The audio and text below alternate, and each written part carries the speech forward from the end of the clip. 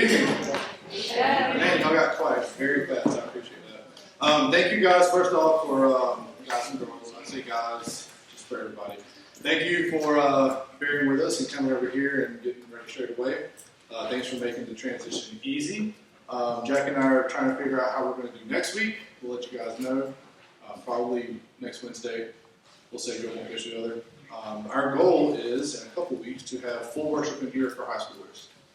So we'll have keyboard, we'll have drums, we'll have guitar, we'll have whatever singers, we'll have the whole works over here, fully autonomous from the middle schoolers. Okay? Do you guys like the setup? Yes. You like it? Yeah. It's kind of like coffee shop-ish, right? I feel like I need like an acoustic guitar and like something, yeah. All right. Did Jack tell you guys what we're talking about this series? No. So what are we talking about this series? Not yet. Good job. Contest clues. All right. When you were a kid, maybe even this morning, do you remember being told not yet? Yeah. Yeah? All right. Somebody maybe might ask, can I have a snack? You're told not yet. Can I open this present at Christmas time? So, no, not yet. Can I stay out past midnight? Not yet. Now, y'all might think that's silly, but even me, sometimes I ask, can I stay out past midnight? I'm told not yet. Now, you're going to be hearing that phrase a lot in the next couple of weeks, but hopefully this new series will help you see why the phrase not yet can sometimes be a good thing. Now, at your age as high schoolers, maybe you feel like you're often being told not yet. I want you to raise your hands if one of these scenarios describes you. Maybe you're waiting to learn how to drive. Raise your hand. I want to see them learning to wait. You're having to wait to learn how to drive. Maybe you're waiting to graduate. A lot of you are seniors, so that's encouraging. Maybe you're waiting to get a job. Maybe you're waiting to be allowed to date. Nobody? No one's going to Be allowed to date? Allowed to date being keywords there. Maybe you're waiting to move out or go to college. That's not necessarily the same thing as graduating. That's okay. Or maybe you are waiting to be able to vote. Yes, civic people in here? Yeah. All right, sometimes we want the opportunities and the freedom that come with growing up, but we aren't quite ready for them. So what do we do with these wants that require skills and experience we don't have yet? It's not like we'll never get there, but living in the not yet isn't easy. For example, you know graduation is coming. If you're a freshman, it's a little bit further away. If you're a senior, it's what, like 3 months away? 4 months. Do you know how many days? I do not. You don't, I'm surprised. You know that you're living in 129. You're living in the not yet when it comes to graduation. Now, what? You're done? I asked why I knew that, but I'm counting them days. Oh, there's nothing wrong with that. All right, so it's not like you never get there. Living in the not yet isn't easy, especially if you're in high school. Life sometimes feels like a never-ending waiting game. You might feel like you're constantly waiting to get older. You're constantly waiting to gain more freedom or maybe a little more clarity about your future. If you ever want to skip ahead in your story to see what kind of person you'll become and what your future holds, I think you're going to like this series. Now, for the next few weeks, we're going to talk about some of the questions, fears, frustrations, and excitement about our futures and what they can bring. So when we talk about the future, there are so many reasons we might feel frustrated with our progress in the present. So you're looking forward to the future, but you're frustrated about where you are now, or you're frustrated about why you haven't progressed more in the right now time. So maybe we are taking longer to develop a skill than we hoped. Maybe we are continuing to make the same mistakes we swore we'd never make again. Or maybe we're not sure how to make progress in the area where we want to grow. Now, for those of you that don't know, I've talked about this a couple of times, I cut off my thumb about 6 years ago. If you look, there's a scar right here. It starts here and goes all the way around here. I'm not going to go into the gruesome details, just know that it was cut off. Okay? For 6 weeks, I had no job. And when you have no job, you have no Money. money. Very good. Now, during those 6 weeks, my bank still called, or they didn't call, but they would email, saying, hey, your mortgage or rent is still due. We didn't have a car payment at the time, but the gas still had to be put in the car. The wife and kids still had to eat, even though I had no way to provide that. Now, thankfully, there were people in our lives that they gave us gas cards or gave us, they would do like a pickup order at Kroger for some basic food of ours. But I started getting frustrated. For 6 weeks, I had to have two pins in the end of my thumb. I still have some scars for that. During that time, there was absolutely no way I could have a job. The job I had at the time required me to use both hands. I worked out at Gulfstream as a maintenance tech, so I had to be able to use my hands so I didn't get it caught in a belt or something in the big air conditioning equipment. During that time, I would go to my physical therapist once, twice, sometimes 3 times a week, every single time I was supposed to. I would do all the exercises with the little putty they'd give me. I would do this all the time till my thumb hurt more than it was supposed to. I would go to my doctor every time I was supposed to, every single time. And I said, "Doc, can I go to work?" And he would say, "Not yet." I'd get frustrated. And I'd go back and I'd do my physical therapy more than I was supposed to. And it might have set me back some, but I wanted to get back to work. I'd go to my doctor's appointment. I'd say, "Doc, can I go to work?" And he would say, I was doing everything I physically could to get back to work, but I was still told not yet. You see, no matter how old you are, it's normal to occasionally feel unhappy with the progress you're making. Now, for some of us, that frustration might lead us to work even harder and get more frustrated at ourselves. For others, our frustration might make us give up and try something else, or stop trying at all. Whether it's our hobbies, grades, training, relationships, even our faith, we have to figure out how to make progress while being patient with ourselves at the same time. As we're waiting in the not yet of our futures, we might find ourselves asking big questions like, who am I? Who do I want to be? What does my future hold?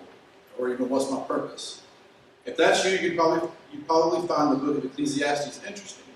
It's a book of poetry in the Bible that wrestles with what might be the biggest question ever. What's the meaning of life? And I found out it's not 42. You know that reference. Anybody? Yeah, okay, it's not 42. The author is a guy named King Solomon who lived almost 3,000 years ago and is known for the incredible wisdom that God gave him. That's the one thing he asked God for. He didn't ask for money, riches, or anything else. He asked God for wisdom, and it was granted. Now, as Solomon was thinking about the meaning of his life and future, here are some of the words he wrote. We're going to read Ecclesiastes 3, 1 through 11. All right, verse 1. There is a time for everything, and a season for every activity under the heavens. There's a time to be born, a time to die, a time to plant, a time to uproot, a time to kill and a time to heal, a time to tear down and a time to build. There's a time to weep, a time to laugh, a time to mourn and a time to dance, a time to scatter stones and a time to gather them, a time to embrace and a time to refrain from embracing, a time to search and a time to give up, a time to keep and a time to throw away, a time to tear, a time to mend, a time to be silent, a time to speak, a time to love and a time to hate, a time for war and a time for peace. What do workers gain from their toil? I've seen the burden God has laid on the human race. He has made everything beautiful in its time. He has also set eternity in the human heart. Yet no one can fathom what God has done from beginning to end. Now, dying, tearing down, weeping, mourning, war, they don't sound very fun. But according to Solomon, even the uncomfortable and sometimes painful parts of life have a time and have a place. Now, I don't think Solomon wants us to ignore the slow, painful, or uncomfortable moments in our lives. I don't think he wants us to simply wait for them to end so our future can unfold. Instead, I think Solomon is inviting us to realize every bit of our lives have a purpose, even the times that feel pointless or difficult. You see, Solomon didn't promise God would make life better or easier. He didn't promise he would take away the uncomfortable stuff or make everything perfect. Instead, Solomon said, God makes everything beautiful in its time. All right, I've got a picture for you guys. Does anybody know what that is? Bamboo. What kind of bamboo? Green. Of all the answers I thought I might get, green was not one I planned for, honestly. So I found out there are different types of bamboo. This is called Chinese bamboo tree. Okay? Now, what's special about Chinese bamboo trees, you might be asking? Thank you for asking. So according to the internet, I know it's according to the internet, there's a story that the Chinese bamboo tree, you have to water it and fertilize it every single day. And you keep watering it, you keep fertilizing it, and you keep waiting for it to grow. And then on the first year, like the first anniversary, you watered it, you cared for it, you haven't skipped a single day. And on the very first year, nothing happens. So then you keep going. You keep watering, you keep fertilizing, and on year 2, nothing happens. And you keep doing this for 5 years. For 5 years, you have to water and fertilize and plan your life around this bamboo plant, and you have to just wait and wait and wait. But then in year 5, in about 6 months' time, the Chinese bamboo tree can grow up this 90 feet tall in 6 months after the 5 years of planting and watering and fertilizing. So my question is, that bamboo tree, does it grow 90 feet in 60 days, or does it grow 90 feet in 5 years? I heard somebody say it. 5 years. My belief is it grows that 90 feet in the 5 years. Because if you don't have the 5 years of watering and fertilizing and caring for it, and making sure the ground is ready, and making sure that the temperature is right, and all those things, if you don't have all that stuff done, it won't grow at all at the end of the 5 years. Now, there's another book in the Bible that's called Revelation. It's at the very end. It's written by the Apostle John. It's the very last book, and it's not usually one people think to read when they're thinking about the here and now. You see, it's a book that makes most people think about the future. Now, back in Ecclesiastes, Solomon said no one can understand what God has done from beginning to end. But Revelation does give us some insight into what God has in store for the future. We're going to read Revelation 21, 1 through 5. It says, "Then I saw a new heaven and a new earth. For the first heaven and the first earth had passed away. There was no longer any sea. I saw the holy city, the new Jerusalem, coming down out of heaven from God, prepared as a bride beautifully dressed for her husband. And I heard a loud voice from the throne saying, 'Look, God's dwelling place is now among the people, and he will dwell with them. They will be his people, and God himself will be with them and be their God.'" This passage is talking, there's more. "He will wipe away every tear from their eyes. There will be no more death, or mourning, or crying, or pain, for the old order of things has passed away. He who was seated on the throne said, 'I am making everything new.' Then he said, 'Write this down, for these words are trustworthy and true.'" The passage is talking about God's future plans for all of creation. But there's something important here about God's plan for us as individuals. When you hear God say, "I'm making everything new," does it remind you of Solomon saying God will make everything perfect in his time? In both our individual lives and in all of creation, God is ready and able to make things new. When the Apostle John wrote the book of Revelation, he was offering encouragement to Jesus followers, both then and now and in the future, that God is present and at work in every moment. God can make things new. Then, now, and forever. He can make things new when life is less than beautiful.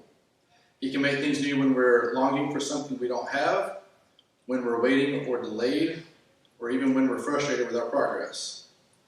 The words of Solomon and John help us see everything as a work in progress, all of creation and all of us too. I can't tell you exactly what God has in store for you or your future, but here's what I do know. With God, it's going to be beautiful. So when you feel like you're waiting for someday, don't just ignore or wait for the uncomfortable parts of life to end. Remember how much value today has too.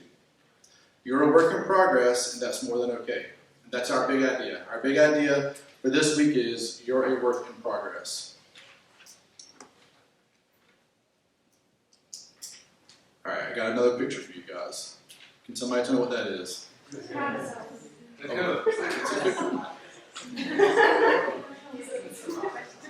All right, we got a cocoon. I'm not going to ask you what kind because you'll say green again. But yes, that's a cocoon. Now, go ahead and switch over to my next picture. This is my example of the life cycle of a butterfly. This is like what? 7th grade earth science, somewhere in there? You get the eggs, you get the caterpillar, you get the cocoon, and then you get the butterfly. Now, my question for you is, can you go from egg to butterfly and skip the middle 2 steps? No, you can't. Now, people love to talk about the process of a caterpillar turning into a butterfly. The before and after transformation is pretty cool, but not many people talk about what happens in the in-between. Does anybody know what happens in the in-between? In the cocoon phase? It liquefies. That's exactly right. During the cocoon phase, things get weird. They get messy. They get uncomfortable. Inside its cocoon, the caterpillar melts. It literally turns into goo. It's not pretty. It's actually kind of gross.